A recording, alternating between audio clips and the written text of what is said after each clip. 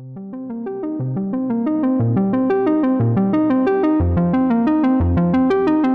friends, welcome back for Tezos. Tezos, my friend Tezos, and all of you are my friend too. Thank you so much for subscribing to the channel. Thanks for being part of this as we grow together. I really appreciate it. If you're just joining me today, then please hit that subscribe button. I massively appreciate it. So here we are looking at the charts again, and we are on the 24-hour time frame. This is versus Bitcoin. We'll look at the dollar pairing in just a moment or two. You can see here the 50 simple right at our heads in terms of the current prices. Just a handful of satoshis up from where we are.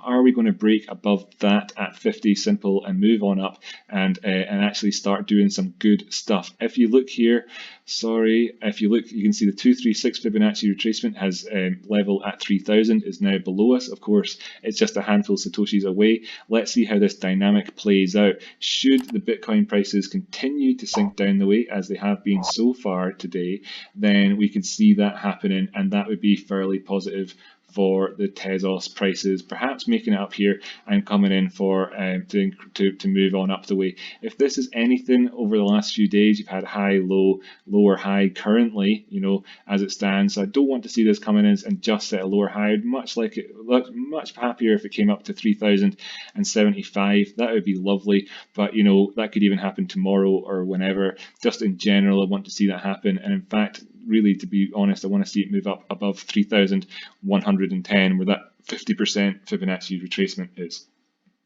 for us. Pardon me.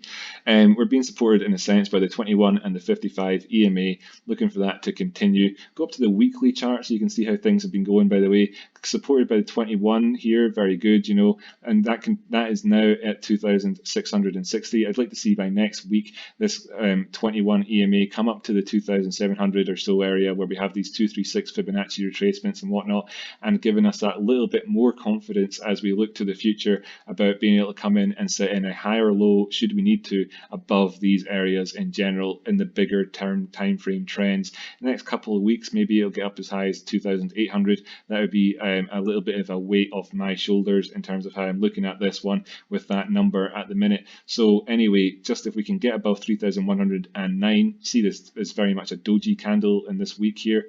Maybe I need to get it so you can see that very much a doji candle. Want it to go up there and try and over the weekend kind of, turn into a green candle. Should it not do so, next week I'd like to see that happen. Overall, I'm okay with things. We're above the 236 Fibonacci here, like I said, and that's kind of where we want to see the prices. We're above that 236 and we're above that 236. Keep that going. This is a valid 236. We can look to the 382 at 3,100 or so, and we can look to the sort of 100% retrace there, whatever, the 0% retrace, whatever. Having moved past those targets, 3,000 has been crucial for us. It's good to see having achieved that. Over here at the dollar prices, things are looking well. In fact, is there a big wick there to like? No, there's not a big wick. It would have been funny had that just been the perfect wick, wouldn't it, behind that shape.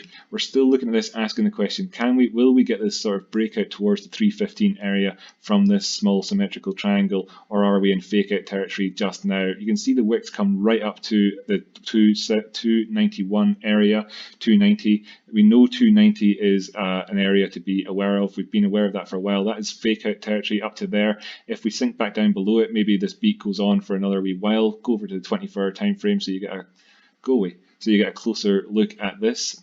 Just get that like that.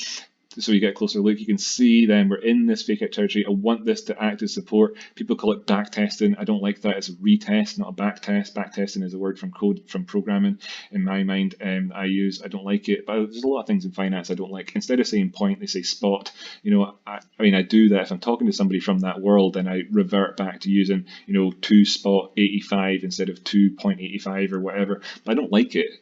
So I choose not to use it. Don't blame me if you disagree with my taxonomy. It's not because I don't know what I'm talking about. It's just that I don't like the word. Anyway, whatever. This is not a back test, it's a retest. And we've retested this and it found so far that it is operated as support. That's good. Let's see if we can actually move out beyond this and get the actual measured move up towards our desired targets up here. Looking at this, the volume's still dropping down, so that doesn't inspire me with confidence really overall.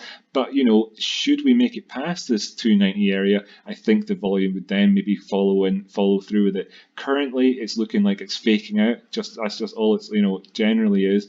And you could have taken profit at 290 and waited to get back in again at 275 if you're scalping this. I'm not a financial advisor. None of this is financial advice. With an easy to manage risk trade using this line here in general, of course, that's the most obvious play in terms of as well the VPVR giving up these ideas and this line that I've drawn in the past. Roll all in here. It's all kind of fairly obvious in that sense. The 21 EMA down here on the 24-hour time frame, 21 EMA coming in at the bottom of our symmetrical triangle. If we move back into it, then that would be your next natural obvious target. If we did break out below, the overall, that would take us down to 230 or so, as we've spoken about a lot.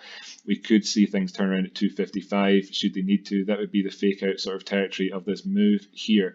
But overall, I'm still feeling positive enough about this. If I bring up the oscillators, this here was being our last high, and you can see that currently it's bearishly divergent, and currently this is not decided yet. This anchor point on this is where the last day closed at. This is in flux until such times as it closes. Go to 12-hour.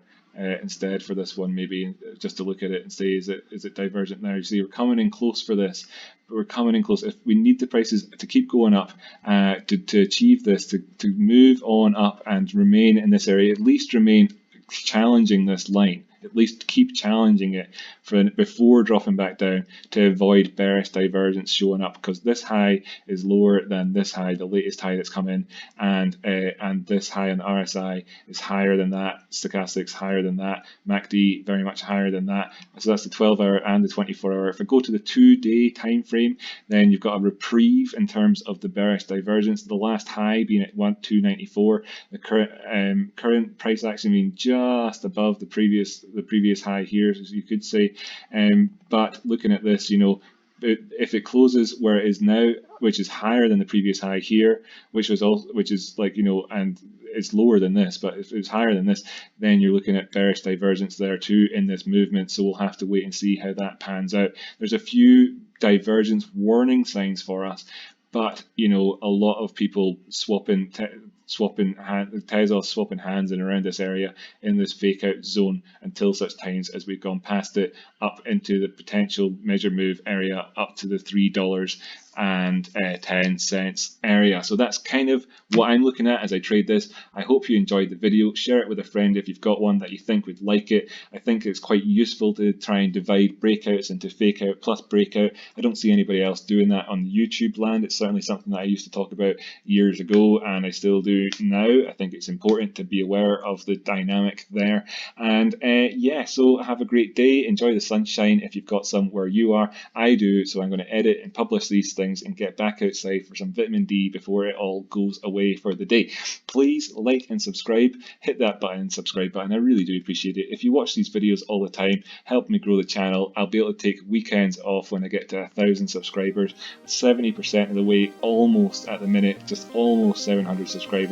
Be the change you want to see in the world, and hit that button. Thanks so much. I'll catch you in the next episode.